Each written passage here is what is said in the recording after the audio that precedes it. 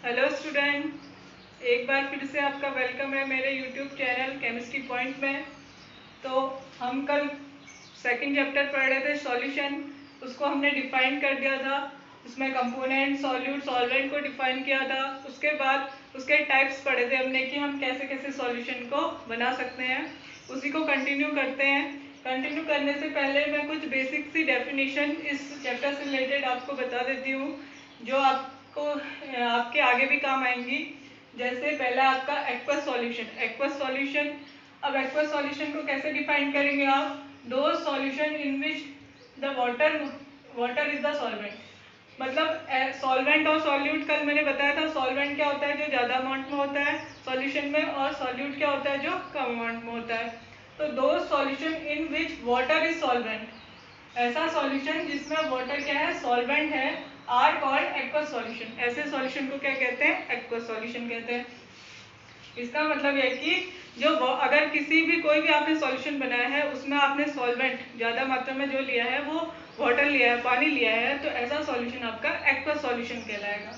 दूसरा है non aqueous solution, मतलब जिसमें वाटर नहीं होगा, सॉल्वेंट, यानी कि अदर देन वाटर कोई भी सॉल्वेंट होगा। वाटर के अलावा जो भी सॉल्वेंट होंगे अगर कोई भी सॉल्यूशन में, तो ऐसा सॉल्यूशन आपका नॉन एक्वस सॉल्यूशन कहलाएगा। उसके बाद थर्ड डेफिनेशन है आपकी कंसंट्रेटेड सॉल्यूशन। कंसंट्रेटेड सॉल्यूशन क्या होता है? कंसंट्रेटेड का मतलब हुआ, अब यहाँ हमने सॉल्वेंट के रिस्पेक्ट में इन दोनों को डिफाइन किया था, इन दोनों को हम सॉल्यूट के रिस्पेक्ट में डिफाइन करेंगे। Concentrated solution means which means relatively large amount of solute, मतलब कि सॉल्वेंट के कंपैरिजन में अगर किसी सॉल्यूशन में सॉल्यूट की जो मात्रा होती है वो ज़्यादा होती है, तो ऐसा सॉल्यूशन क्या कहलाता है? कंसंट्रेटेड सॉल्यूशन कहलाता है, मतलब गाढ़ा हो जाता है। तो जैसे आप पानी और चीनी का घोल बनाते हैं, तो अगर आप शुगर की मात्रा ज़्यादा कर देते हैं, उसको ज़्यादा अमाउंट में ले लेते हैं, तो ऐसा सॉल्यूशन क्या हो जाएगा? कंसंट्रेटेड सॉल्यूशन हो जाएगा। मीन्स ये हुआ कि अगर सॉल्यूट का अमाउंट आप ज़्यादा मात्रा में लेंगे, तो ऐसा सॉल्यूशन आपका कंसंट्रेटेड सॉल्यूशन कहलाएगा। दूसरा आपका डाइल्यूट सॉल्यूशन। डाइल्यूट सॉल्यूशन जैसे इसका अपोजिट है कि आपको अगर आप जो सॉल्यूट है वो बहुत ही कम मात्रा में लेते हैं, बहुत ही स्मॉल अमाउंट में लेते हैं, तो ऐसा सॉल्यूशन आपका डाइल्यूट सॉल्यूशन कहलाएगा। In which relatively small amount of solute are present are called dilute solution. तो आप इसको स्क्रीनशॉट ले लीजिए या इसको नोट डाउन कर लीजिए।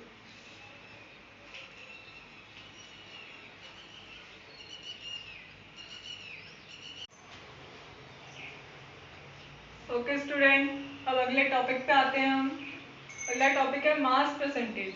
मतलब ये जो टॉपिक है, अभी हमने कंसंट्रेशन या डाइल्यूट सॉल्यूशन और कंसंट्रेट सॉल्यूशन को क्या किया था? डिफाइन किया था। तो कंसंट्रेशन को निकालना और कंसंट्रेशन को डिफाइन करने के लिए ये सारे टर्म हम बता रहे हैं, जैसे mass percentage, volume percentage, ppm, molarity, आपकी अभी आएगी फॉर्मेलिटी, मोलिलिटी, ये सब आपकी कंसंट्रेशन को बताते हैं। तो पहला है आपका मास परसेंटेज। मास परसेंटेज को कैसे डिफाइन करेंगे? देखो, the mass percentage of a component in a given solution is the mass of the component पर 100 gram of the solution. Means क्या हुआ इसका कि the given solution is mass of the component, जो जिस कंपोनेंट का आपको मास परसेंटेज निकालना है, तो क्या है कि मास ऑफ द कंपोनेंट पर 100 ग्राम ऑफ द सॉल्यूशन। कितने ग्राम में निकालना है? पर 100 ग्राम ऑफ द सॉल्यूशन में एक कंपोनेंट का मास निकालेंगे पर 100 ग्राम ऑफ द सॉल्यूशन में, तो वो जो निकलेगा वही आपका क्या होगा? मास परसेंटेज होगा। तो समझ में आ गया? The mass percentage of the component क्या होता है? Is the given solution is the mass of the component पर 100 ग्राम ऑफ द सॉल्यूशन। मतलब किसी भी कंपोनेंट का मास पर 100 ग्राम ऑफ द सॉल्यूशन में निकालेंगे कि जो सॉल्यूशन होगा उसका वेट कितना होगा? 100 ग्राम। तो उसमें जो कंपोनेंट का मास होगा, उन दोनों का जो परसेंटेज होगा वही क्या कहलाएगा? मास परसेंटेज कहलाएगा। इसको मैथमेटिकली देखेंगे तो क्या बोलेंगे? मास परसेंटेज इक्वल टू हो जाएगा mass of the component, component का मास अपॉन में total mass of the solution, मतलब सॉल्यूशन का टोटल मास, और परसेंटेज निकालना है तो इंटू 100 कर देंगे। ऐसे ही इसको अगर हम मास ऑफ कंपोनेंट को अगर हम ए ले लेते हैं, मतलब कंपोनेंट हम ए और बी लेके चलते हैं, तो अगर माना हमें ए का मास परसेंटेज निकालना है, तो लिखेंगे mass percentage of A equal to हो जाएगा मास ऑफ ए अपॉन में mass of A plus mass of B into 100। इसका मतलब क्या हुआ कि कंपोनेंट का मास जिसका हमने निकाला था उसको ऊपर लिखना है और टोटल मास को हमने नीचे लिखना है। टोटल मास किसका मास मिलके बनेगा, ए और बी का, और इंटू 100 कर दिया। मास परसेंटेज ऑफ ए, इसको अगर हम मैथमेटिकली लिखें सिंबल के साथ तो मास ऑफ ए को लिख दिया डब्ल्यू ए, इसको डब्ल्यू, ये भी डब्ल्यू ए हो गया और ये क्या हो गया डब्ल्यू बी। तो mass percentage of A equal to हो गया डब्ल्यू ए अपॉन में W A plus W B into 100।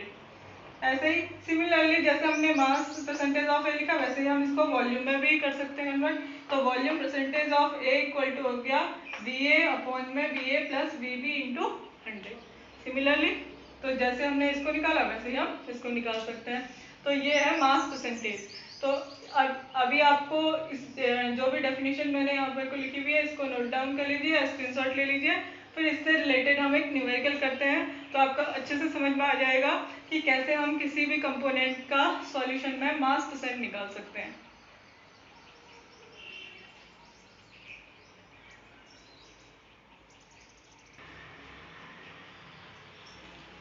Okay student, देखिए हमारा क्वेश्चन यहाँ लिखा हुआ है, आपको सबको दिख रहा होगा। क्वेश्चन क्या है, if 11 gram of oxalic acid are dissolve in 500 ml of solution. 11 gram of oxalic acid का वेट कितना दे रखा है, 11 ग्राम ऑक्सैलिक एसिड जो है 500 ml ऑफ सॉल्यूशन में क्या किया गया है, डिसॉल्व किया गया है। क्वेश्चन को ध्यान से समझेंगे तो क्वेश्चन बहुत इजी है और आपको इजीली समझ में आ जाएगा क्वेश्चन पढ़ते ही क्या करना है।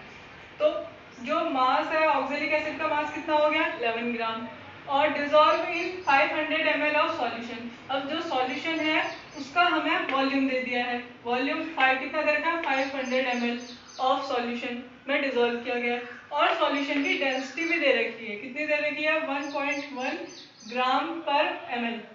ठीक है, और वट निकालना क्या है, what is the mass percent of oxalic acid in the solution. मतलब सॉल्यूशन में ऑक्सैलिक एसिड का मास परसेंट निकालना है। तो क्या करेंगे, देखो बहुत इजी क्वेश्चन है। ऑक्सैलिक एसिड का मास दे रखा है आपको, mass of oxalic acid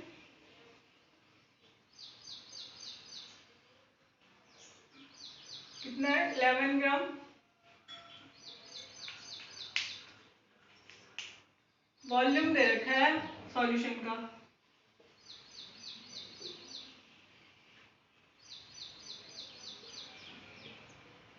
500 ml। ठीक है, अब देखिए हमें मास परसेंट निकालने के लिए क्या चाहिए होता है, मास ऑफ कंपोनेंट अपॉन में मास ऑफ सॉल्यूशन यानी कि टोटल मास। सिर्फ हमें क्या, हमारे पास मास ऑफ कंपोनेंट तो है, अब हमें क्या निकालना है मास ऑफ सॉल्यूशन ताकि हम मास परसेंट निकाल सके। तो मास ऑफ सॉल्यूशन कैसे निकलेगा, उसके लिए देखो हमें वॉल्यूम भी दे रखा है, डेंसिटी भी दे रखा है। तो आपको पता होना चाहिए कि वॉल्यूम, डेंसिटी एंड मास में क्या रिलेशन होता है। डेंसिटी कितनी दे रखी है 1.1 ग्राम पर ml। ठीक है, तो अब बताइए वॉल्यूम, मास और डेंसिटी में क्या रिलेशन होता है। वॉल्यूम इक्वल टू क्या होता है, मास अपॉन में डेंसिटी। तो यहां से मास निकल जाएगा इजीली, मास इक्वल टू क्या हो जाएगा वॉल्यूम इंटू डेंसिटी।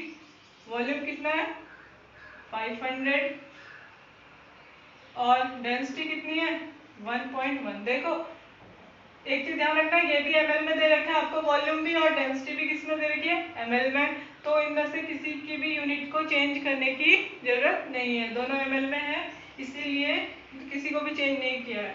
तो इनको अगर आप मल्टीप्लाई करेंगे तो कितना आएगा, ये 50 हो जाएगा, पॉइंट हो जाएगी तो 11, ये आ जाएगा 550।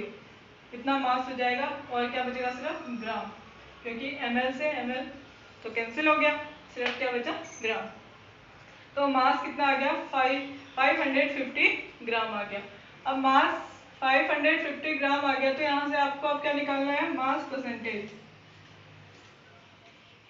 मास परसेंटेज इक्वल टू हो जाएगा, किसका निकालना है मास परसेंटेज, ऑक्जेलिक एसिड का, उसको मैं ये लिख दे रही हूँ। तो मास ऑफ ऑक्जेलिक एसिड अपॉन में मास ऑफ सॉल्यूशन इंटू 100, यही तो होता है फॉर्मूला। बस अब आपको क्या करना है, मास ऑफ ऑक्जेलिक एसिड की जगह पे कितना लिखना है, 11 ग्राम, और मास ऑफ सॉल्यूशन हमने निकाल लिया है 550 ग्राम, इंटू क्या कर देना है 100, बस आ जाएगा आपका आंसर। तो पहले इतना कीजिए, फिर मैं आगे बताती हूँ।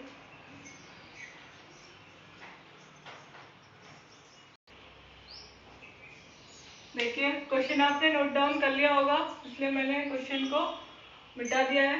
हमने क्या निकालना था, हमें मास परसेंट ऑफ ए निकालना था। तो कैसे निकालेंगे, mass of oxalic acid upon में mass of solution into 100। Mass of oxalic acid कितना है 11 ग्राम, मास ऑफ सॉल्यूशन कितना है 550 ग्राम, और इनटू क्या कर दिया हमने 100 कर दिया। अब क्या करेंगे, ये 0 से 0 कैंसिल हो गई, ऊपर क्या होगा 11 और ये 0 तो 110 हो गया, नीचे कितना बचा 55, 55 से 110 कितनी बार के चल जाएगा 2 बार, तो कितना आंसर आया 2%। इसका मतलब जो ऑक्जेलिक एसिड है वो पूरे सॉल्यूशन में कितना परसेंट है, 2% है। कहने का मतलब ऑक्जेलिक एसिड ऑब्वियसली आपका क्या होगा सॉल्यूट होगा, तो सॉल्यूट मतलब उस पूरे सॉल्यूशन में जो सॉल्यूट है वो कितना परसेंट है 2% है। तो आंसर क्या आ गया आपका 2%। अंडरस्टैंड, तो नोट कर लीजिए।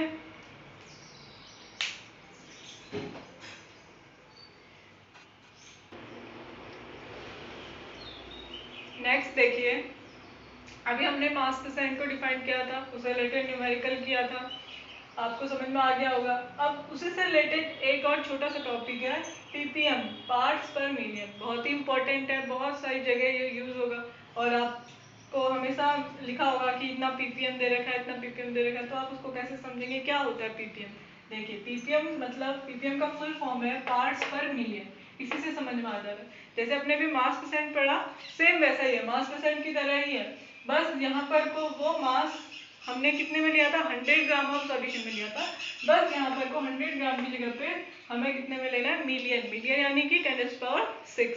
तो कैसे डिफाइन करेंगे इसे, it is the parts of component per million parts of the solution, मतलब कंपोनेंट वह पार्ट जो per million part of the solution में क्या हो मिला हो।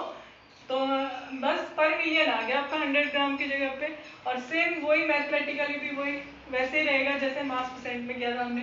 माना हमें कोई कंपोनेंट है ए, उसका पार्ट्स पर मिलियन निकालना है, यानी कि पीपीएम ऑफ ए निकालना है, तो क्या करेंगे मास of component of A same वैसे ही अपॉन में मास ऑफ सॉल्यूशन इनटू वहाँ 100 किया था क्योंकि मास परसेंट निकालना था, यहाँ पीपीएम निकालना है तो 10⁻⁶ क्या कर देंगे 6 कर लेंगे।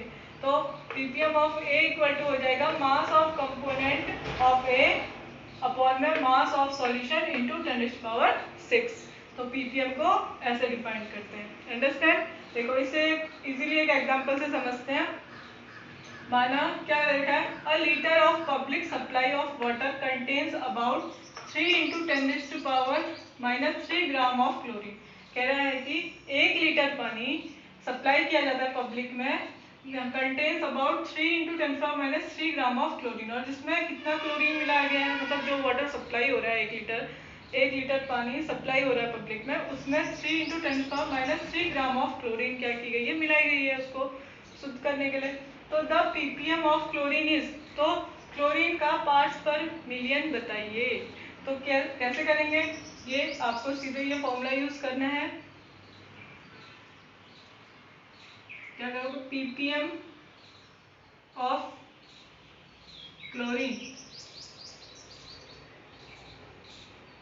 इक्वल टू क्या हो जाएगा mass of component of A, मतलब कंपोनेंट क्या है हमारे यहाँ पे क्लोरीन, क्लोरीन का मास कितना दे रखा है 3 × 10⁻³ ग्राम, अपॉन में क्या आता है मास ऑफ सॉल्यूशन, सॉल्यूशन का मास कितना है 1 लीटर। अब 1 लीटर आपका ये मास नहीं है, यहाँ पर को वॉल्यूम दे रखा है, तो आप क्या करेंगे, उसको किस में चेंज कर लेंगे, वॉल्यूम है, वॉल्यूम को किस में चेंज कर लेंगे, वॉल्यूम अभी बताया था, वॉल्यूम इक्वल टू क्या होता है, मास अपॉन में डेंसिटी। तो मास निकालना है आपको, मास इक्वल टू क्या हो जाएगा, वॉल्यूम कितना दे रखा है, और लीटर, यानी कि 1 लीटर में 1000 ml, और डेंसिटी कितनी होती है, 1 होती है। सिंपली हो गया। तो देखो इनको मल्टीप्लाई करोगे तो उतना ही आएगा 1000। सेम, तो ppm of chlorine equal to कितना हो जाएगा,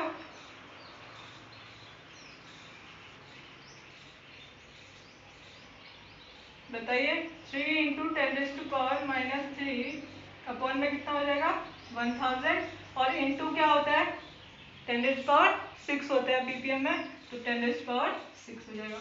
इसको अगर हम सॉल्व करेंगे तो देखो 3 0 से ये 3 0 कैंसिल हो गई, तो यहाँ पे कितनी बची 10⁻³ बची, +3 और -3 ये भी क्या हो गया, कैंसिल हो गया, तो सिर्फ कितना बचा 3 बचा। इसका मतलब क्या हुआ कि 1 लीटर जो सप्लाई हुआ था पब्लिक को वाटर, उसमें कितने ppm ऑफ क्लोरीन थे, 3 ppm ऑफ क्लोरीन थे।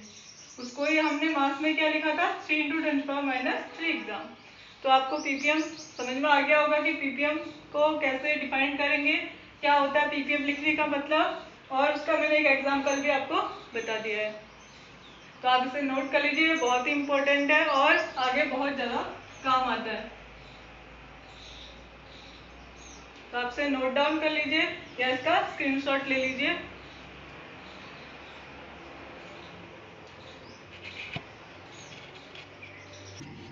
ओके स्टूडेंट, अब देखिए अगला टॉपिक है मोलरिटी।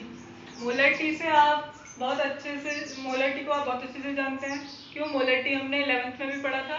11th में हमने थोड़ा बहुत मोल्स, मोलिलिटी और मोलरिटी बस थोड़ा सा डेफिनेशन के लिए थोड़ा सा पढ़ा था, ठीक है। तो इसके लिए ये आपको इजीली इसलिए अच्छे से समझ में आ जाएगा। अब मोलरिटी है क्या, the number of moles of solute dissolve in per litre of the solution. It means क्या होगा कि number of moles, 1 litre solution में कितने नंबर्स ऑफ मोल्स घुले रहते हैं, वही उसकी क्या कहलाती है, मोलरिटी कहलाती है।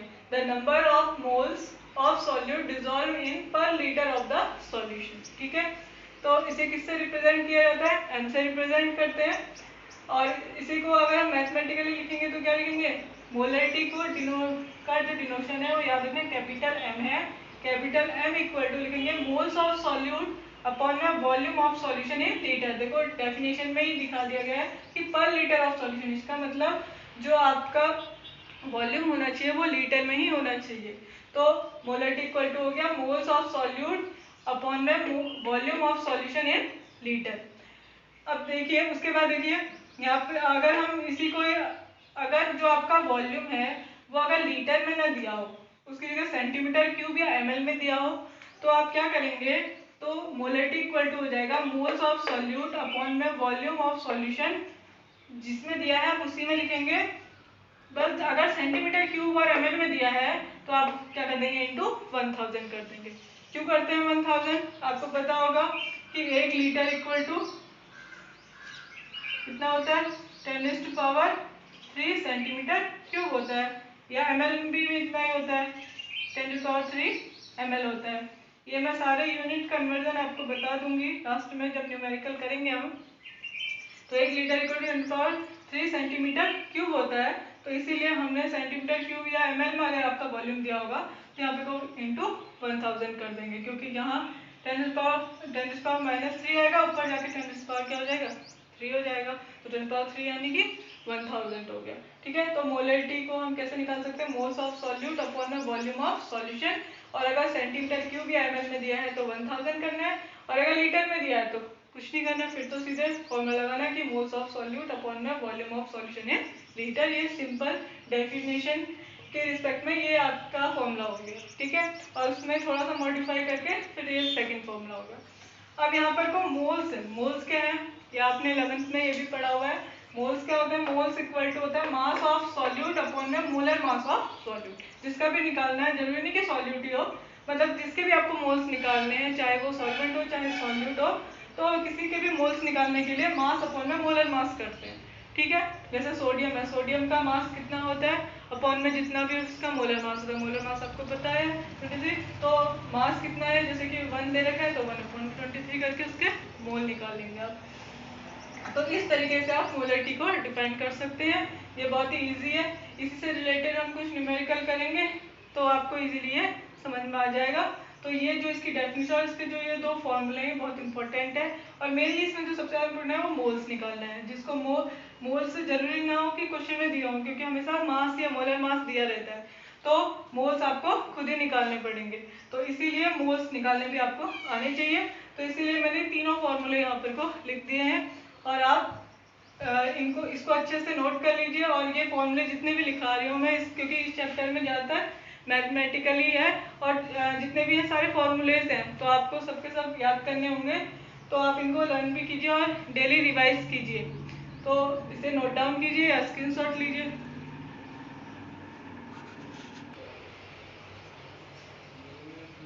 ओके स्टूडेंट, आज मैंने जितना भी पढ़ाया है वो सारा का सारा रिवाइज कीजिए, और कल मैं इससे रिलेटेड न्यूमेरिकल और अदर टॉपिक्स करवाऊंगी। तो आज के लिए इतना ही काफ़ी है, क्योंकि बहुत सारा हो गया वैसे ही, तो आप ज़्यादा पढ़ के बोर हो जाएंगे, इसीलिए मैं सिर्फ इतना ही पढ़ा रही हूँ। बाकी आप इसको जितना हो सके रिवाइज कीजिए, और वीडियो अच्छी लगे तो लाइक कीजिए, शेयर कीजिए और सब्सक्राइब कीजिए। Thank you.